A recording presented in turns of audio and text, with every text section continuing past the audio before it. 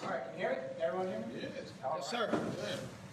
All right, well, thank you very much for having me here today. Thank you very much for your kind words. I got to say, last year when Joe reached out to me, first asked me to come be a part of this group and open the conversation about coming and speaking with all of you today.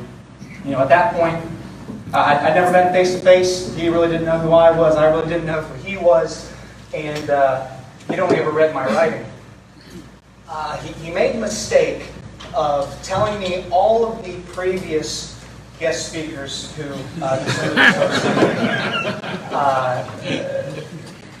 made me pretty nervous. Talked about intimidating all the generals, admirals, professors, historians, even the Commandant of the Marine Corps coming last year, and now it got me. It was quite the intimidating list, but I just want you all to know how humbled I am to be here, and I consider it my great privilege to be here. So I had intended to introduce myself a little bit, but that's already been covered. You know, like you said, I served on active duty communications officer 2009 to 2013. While I was out at Camp Pendleton, one of the things that I did on weekends, I volunteered at the Marine Corps Recruit Depot Command Museum down in San Diego, working with the staff curators there. And I remember one day speaking with one of the ladies that I was working with, you know, just mentioning to her that I was interested in writing, but I wasn't really sure how to get into it. And I'll never forget, she just gave me this look and kind of had a smirk on her face and just very nonchalantly said, well, why don't you write for Leatherneck Magazine? And just, so I just gave her that sarcasm right back and just said, sure, sounds great. You know, how does one go about just writing for Leatherneck Magazine? And she just picked up the most recent issue of the magazine off the desk, flipped to the page that had the editor's email address on it, said, right there, just write something, send it to him, and see if he'll publish it. I didn't know at the time, but that was the best advice anybody ever gave me, because that's exactly what I did.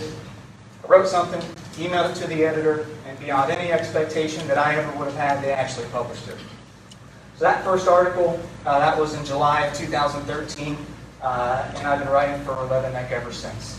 So John Moses Browning Impact on the U.S. Marine Corps, my first article, my baby.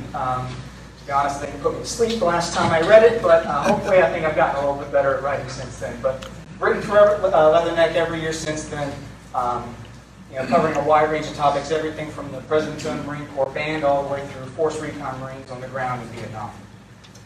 The vast majority of my writing has appeared in Leatherneck Magazine, but I've also, my work's also been republished by the NRA and Shooting Sports USA, as well as USMC Life. The other thing that he mentioned already, there we go. You know, earlier this year, in March of this year, another very humbling and honoring experience for me, given the award by the Marine Corps Heritage Foundation. Again, talk about intimidating, you know, standing on that stage surrounded by so many well-known, prestigious journalists and authors, being surrounded by so many high-ranking Marines. I wasn't expecting that to happen, but that was a very special night for my wife and I to be able to be there and be part of that as well. Okay, so what I wanted to talk about today is, or spend most of my time speaking about, is really the veterans that I have gotten to know and the lessons that I've learned from them. As I've written, my writing kind of began as more of like reading a book, doing some research, and writing about whatever I've read about. But over time, it's really transitioned into now I get to speak with veterans and write about them and the things that they tell me. And that shift in my writing has really, it's really completely transformed my writing, and it's inspired me in ways that I wouldn't have really anticipated when I first started. These are just some of the veterans that I've gotten to know and gotten to write about. And through every single one, they have taught me more about storytelling than any book I've ever read, any class I've ever taken. And they've just really transformed my writing and taught me so much about you know, how to do what I do and what it means to do what I do. So again, I just want to walk you through some of the lessons that I've learned in hopes that you might be inspired by these gentlemen the same way that I have, and perhaps even be inspired to share your own stories. Okay, so the first story I want to talk about, the first lesson that I've learned came from writing The Flying Ladder. And this was the story that won the award earlier this year. Now, first I wanted to ask, who in here has read The Flying Ladder? Okay, everyone that has not read, get out. No. If you haven't read The Flying Ladder, you need to read it. It's an incredible story. The gentleman you see there on the left-hand side of the screen, it's an awesome story. But the lesson that I learned from this didn't actually come from the story itself. It came from the process of writing the story. And that lesson was this: I will never interrupt a veteran when he's speaking to me. If I have earned a veteran's trust and he's going to speak to me, every single word that comes out of his mouth is gold, and I will never interrupt him. And that lesson really came about for me when I was speaking with Dave Thompson, who's the gentleman on the right side of the photograph there. That's kind of a then and now of him. So we were speaking about something completely unrelated. We were talking about the Battle of Hoy-City and his role in a recon dive mission that took place there. Not at all related to anything about the Flying Ladder. And as I recall, it may have even been like mid-sentence. All of a sudden, Dave just says something like, yeah, there was this other time where, and all of a sudden he starts telling me about he's the patrol leader on the ground and surrounded and trapped, and this helicopter shot out of the sky trying to come get him, and then this pilot, Larry Adams, the guy on the left-hand side there, comes in with some crazy rigged-up contraption hanging out of the back of his helicopter and snatched some of them off the ground, but left him behind and came back a second time. It's just this crazy story, and by the time I realized that we weren't talking about Hoy-City anymore, I had to stop and say, hey, Dave, can you tell me all of that over again, please? I flipped to a new page in my notes and wrote a new story at the top and started taking notes on this, because as soon as he started telling me about it, I knew I had to tell that story too. Now, we eventually made it back to Hoy-City, wrote that one, but then I started diving into the Flying Ladder. And when I started working on it, again, I knew I had to tell the story, but I also knew I had to find that pilot. If I was really going to be able to tell the story of the Flying Ladder, I had to be able to tell it from the perspective of the ground and the perspective from the air. Now, the only thing I had to go with was his name. In fact, that's the only thing that Dave Thompson knew about it. And imagine, for almost 50 years, Dave has this guy that saved his life, and the only way he even knew his name was years later, flipping through a book of Navy Cross citations, happened to come across one for Captain Lawrence R. Adams III, started reading down through it, January 12, 1969, Team Forefather, Emergency Extraction, the ladder. That's me. He's reading the citation and realized that's talking about him, and that's the only way he even knew this guy's name, let alone getting to meet him. So it took me a little over a week, but I actually managed to find Larry Adams.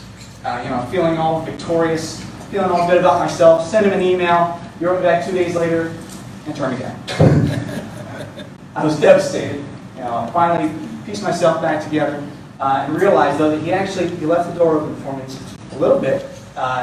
He asked me a question in his response to me. He said, Kyle, there were hundreds of thousands of heroic acts in the Vietnam War. My story is just a blip on that radar screen. What do you even hope to accomplish by your writing? Well, I didn't know what to tell him. But I sent him one of my previous stories that I had written, just so he could try and be able to see what I'd done in the past and how I could go about my writing.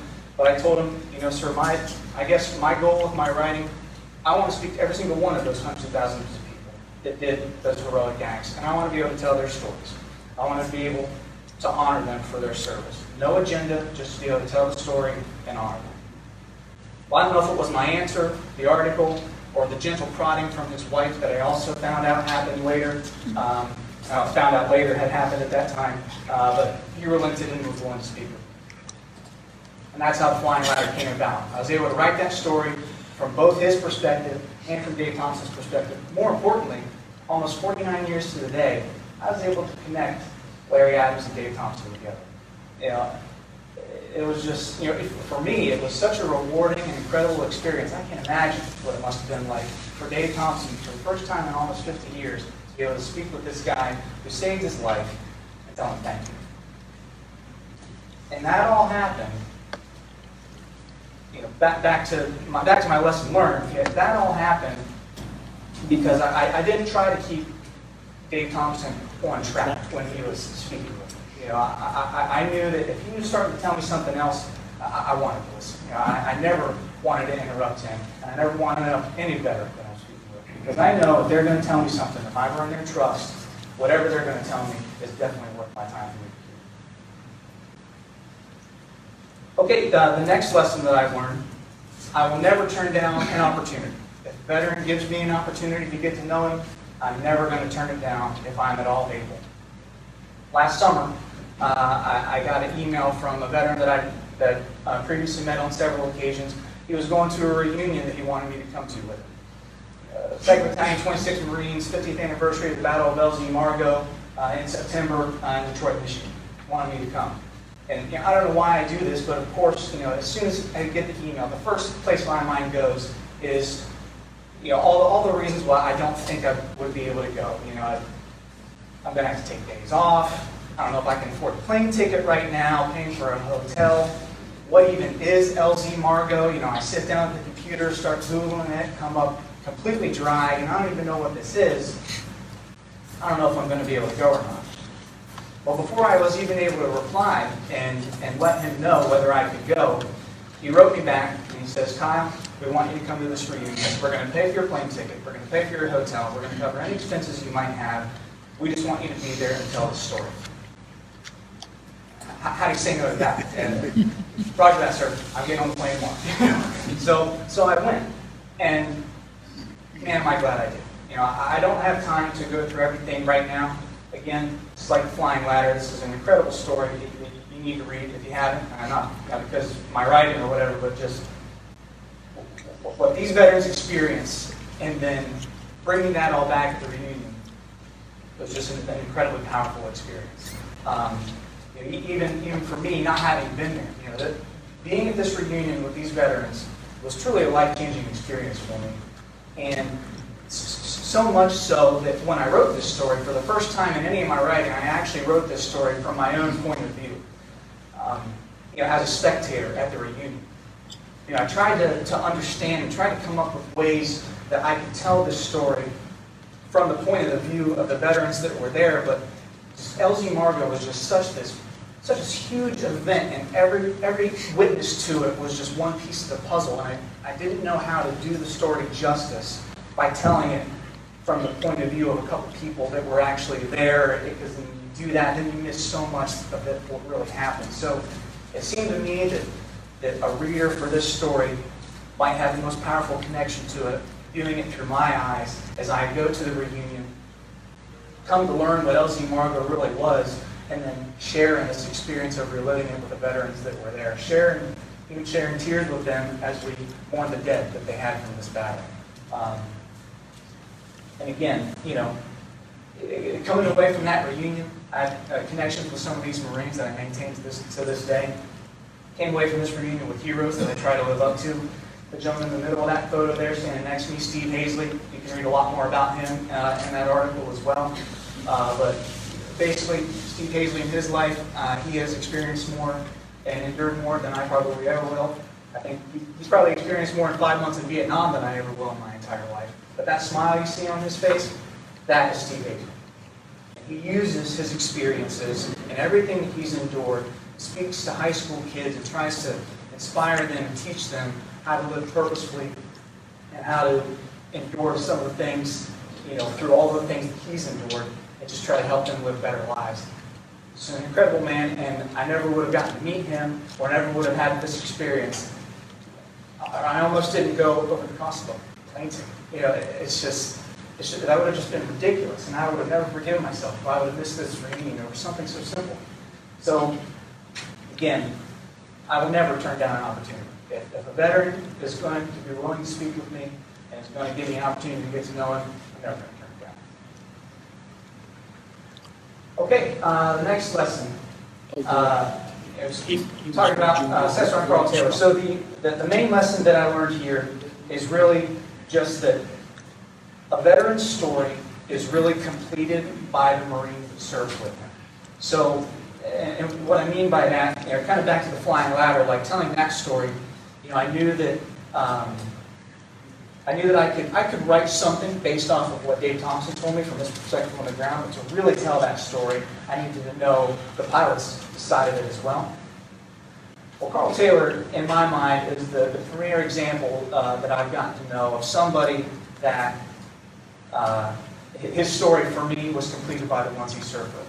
I've never met Carl Taylor, never had a chance to speak with him. In fact, he died in December of 1968, long before I was even a thought in my parents' mind.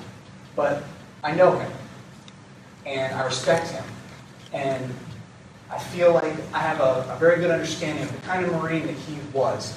And that's because I have met more Marines than you can imagine that have served with him and told me all about him. Talk about a small Marine Corps. Even in this very room, we have gentlemen in this very room that served at Quezon with Carl Taylor. We have Marines in this room that had Carl Taylor as a drill instructor at Parris Island. I've spoken with Marines that had him as a drill instructor at Officer Candidate School in Quantico. More Marines than I can count that were with him at Operation Mead River, the story that I wrote. And 2 Marines that were by his side the night that he died, sacrificed his life, and was awarded the Medal of Honor. I've never even met this man, but I feel like I know him. And I have a lot of respect for him, so much so that last year, when I was invited to go to a reunion up in Washington, D.C. with some Vietnam veterans, and we went to the wall, Carl Taylor's name was the first one at the top of my list that I wanted to make sure I sought out to pay my respects to. Just because his story has inspired me and motivated me to be a better Marine and a better writer, and I've never even met him. But his story for me was completed by the ones around him that taught me about him. So, I mean, I could go on and on and on and on about all the Marines that I've gotten to know and all the things that I've learned from them. These are a couple lessons that I've learned, but the last one that I want to talk about that's really the most impactful and most transformative that I've learned so far in my writing is this. My writing is extremely powerful.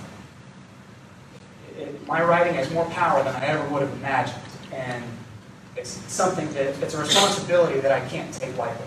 Now, when I say my writing's powerful, I don't mean that I'm such a great writer and my writing style just captures your attention and holds you from the first word to the last. It has nothing to do with my writing. My writing is the stories of these veterans. It's their stories. If anything, it's a reflection on them. But what I mean by that, and I want to read you an email that I received from a veteran a while back after I'd written the story, it was published, and I want to read you an email that he sent me. Okay, so he said, I have never had an occasion to share any of these combat experiences with anyone outside the tight circle of warriors with whom I was privileged to serve. Thanks to you, it has been a good thing. Until your article, my wife or immediate family never knew much detail about our combat operations. Now she has come to understand and called me her hero this morning. The personal emotion is very hard to overcome because it's been suppressed for 50 years. Thank you. Please stay in touch. When I got that note, it absolutely floored me. When I first started interviewing veterans and writing about them, I learned very quickly that if anyone was going to tell me anything, I had to earn their trust. But what I never would have anticipated was that once I've earned their trust, they might be telling me things that they have never told anybody else, or that they may have never told even their closest loved ones and family members. I think about the wording from that note. He said, I've never had an occasion to share these experiences. It's not that he didn't want to. It's just that maybe he never, perhaps he just never knew how, or maybe just it never seemed like the right time. How do you share that with someone? The combat experiences in this room alone. How do you share that with your closest family? Someone who wasn't there, or what is the right time to take your husband, your wife, your kids, whoever, sit them down and tell them about the things that you've seen, the things that you've done. I don't know the answer to those questions. I don't know that there is a right answer to those questions. I would say that what's right or wrong for that probably looks very different for every single person. All I know now is this, that I have been entrusted with that on occasion, you know, and when people have shared their experience with me for the first time and expected me to be the one to now write that and communicate that in a way to their families for the first time. And that is a responsibility that I can't take lightly. You know, again, if they're gonna trust me to be willing to do that, I have to take that very, very seriously. It's a responsibility also that I've come to love. It's been very rewarding for me, and one that I sincerely hope to be able to continue to do with even more veterans in the future. Okay, so as a result of all the veterans that I've spoken with, the stories I've been able to write, and just in an effort to try and continue to do more within the veteran community. Last year I started my website. It's called Battlesight Zero. Now, when I first started this, it really kind of just started for me as just a nice, quick, and easy way to share my writing with some of the veterans I was speaking with. What I found is that one big step towards a veteran being willing to speak with me, oftentimes they want to read something that I've written. So what I did basically was just make the website, put a lot of my writing on there, and then if someone asked me to be able to see my writing, basically I just send them a link and they can quickly see, be able to go on there and read whatever they want to read. Over the past year, though, it started to continue to progress and develop a little bit. Some pretty neat things have been happening. Again, if you want to go there, easyhistory.com, you can go read any of my stories there. Also, there's a blog that I've got going there, just some smaller posts about a bunch of different topics. We're also out there on social media, posting every day. But one of the big things that I'm trying to do, or one of my main goals that's come out over the last year for Battlesight Zero, is I'd like to see it become the place to publish veterans' stories. So not just my own writing, but other people's writing as well. So maybe some of you in this room have. Maybe you've already written something, or maybe you've considered writing something, or maybe you know a veteran's story that you would like to write about. I don't want this to only be my writing. I would like to see this become the place where veterans can tell their stories and have them published. So, if that's something that you're interested in, I highly encourage you, please go over to the website, check out our story submissions page, and consider having it published there. I'd love to see that happen. Okay, so in closing, just kind of want to talk about a few projects that I've got in the works. I've got some stuff that's in the works right now that I'm very excited about, and I can't wait to see published. So the first thing is a story about Staff Sergeant Harold Renchie. So Harold Renchie was a tank mechanic in Vietnam. Was awarded the Navy Cross. Last year, I was approached by some veterans who served with Harold Renchie. And basically, they are currently in the process pursuing, trying to have his Navy Cross upgraded to a Medal of Honor. So they approached me and asked me to write his story, kind of just in an effort to help further that endeavor. So I was able to meet him, speak with all the veterans that were involved that day. It's just an absolutely incredible story. I highly encourage you to go online, Google his name, and read his award citation. The award citation by itself is an incredible story, and those typically are like the most bland version of what actually happened, or the least detailed version of what happened. Just imagine he's standing on top of his tank retriever that you see in the picture there, by himself, behind enemy lines. All his Marines have been taken out, surrounded and under attack by an NVA force vastly superior than himself, using virtually every single round of every single weapon he has available to him, fighting for his life, and somehow he survives.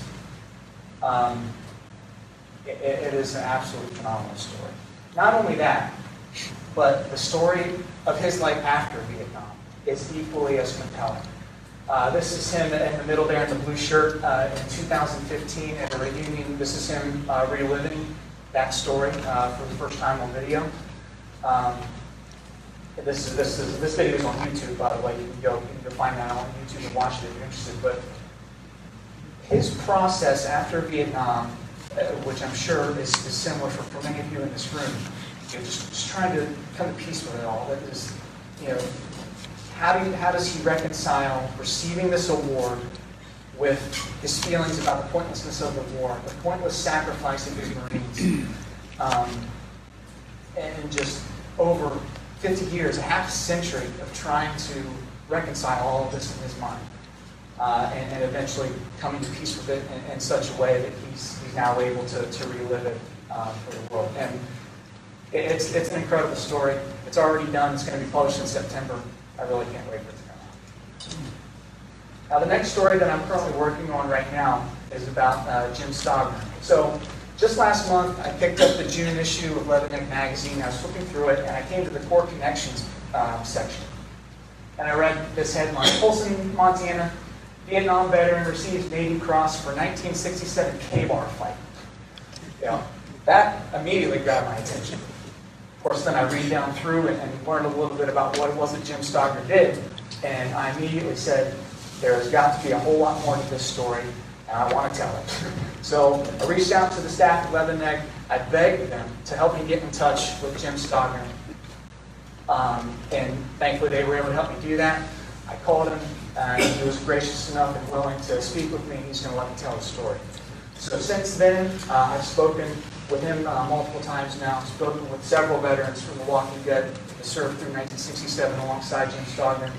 And I can tell you there is a whole lot more to it than this little blurb, and it is going to be an absolutely incredible story. I can't wait to have it published. It's in the works right now. Hopefully, I'll get it done as soon as possible. Okay, the last thing that I've got in the works, and this is mainly with my website, Battlesight Zero. There we go. So, what I've started doing every day is posting a veteran story. Now, these aren't the 5,000-6,000 word stories that I write for Leatherneck. These may just be maybe just as simple as an award citation, or just a couple hundred words about some of the veterans that you see there. And these are just a small sample of the veterans that I've been able to highlight. Now, it's been pretty cool seeing what's happened as a result of this. So, again, these daily posts, they've highlighted some really amazing stories about veterans. They've drawn tons of attention to these people that really deserve it. Would you believe it? Just in the last month, these numbers astound me. Just in the last month, these daily posts have reached over 3 million people, with almost 1 million people, over 900,000 people engaging with it, meaning they're reading it, liking it, sharing it, whatever the case may be. I can't believe it. And this is just in the last month, just from doing these posts on a daily basis. What that tells me is that there's a whole lot of people out there that are interested in veteran stories and that want to learn these veteran stories.